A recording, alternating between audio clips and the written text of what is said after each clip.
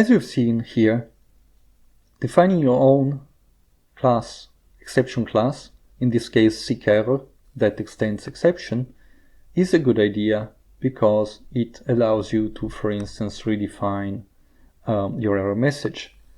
But that's not the only reason why it may be good to do that, especially when you're programming an extended bit of code such as a library where different types of error can occur.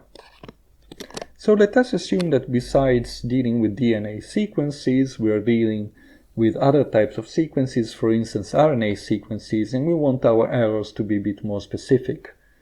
So let us add a couple of classes, class DNA seek error,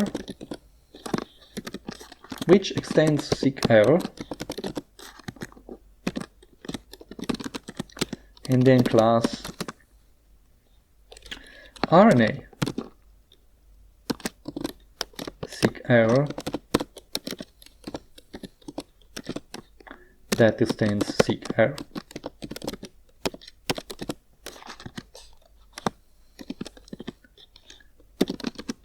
And they don't do anything special. The body of these classes is just a pass, but they do inherit all the code from seek error.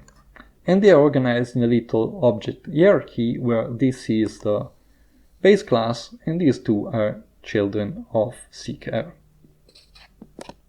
Now let's go back down here and see how seek error works. If you've tried writing this code, you will see that when this code, for instance, finds something that is not correct, so a character is being passed as not a nucleotide, erases this exception, erases seek error, and I'll run this code again, and seek error prints this message, value Q caused an error, not a nucleotide. Now, as you have seen just one moment ago, if I erase DNA seek error instead,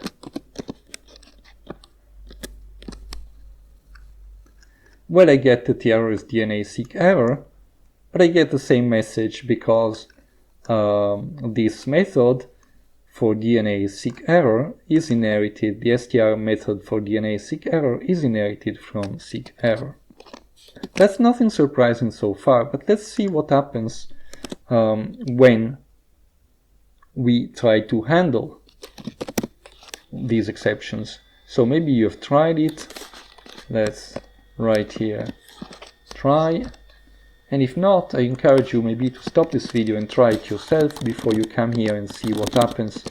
What I'm doing here, you can do it with a basic seek error, you know, you can do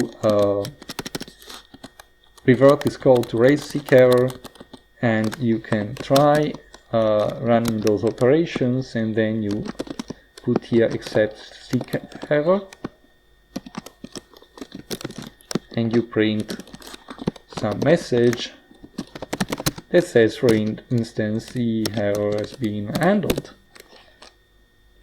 Right, so if we run this bit of code now, that's what happens, it just tells us error handled.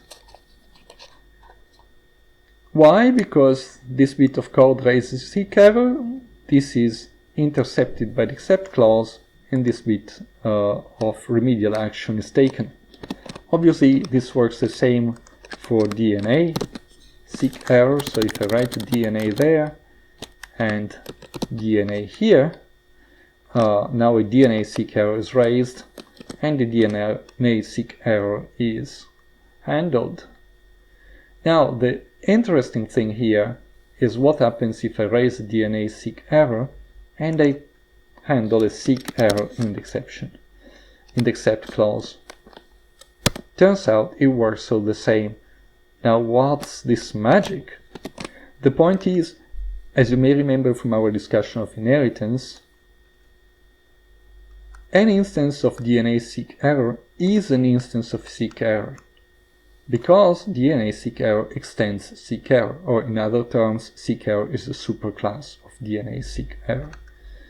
So DNA seek error is for all purposes a seek error, and therefore it gets caught by this except clause.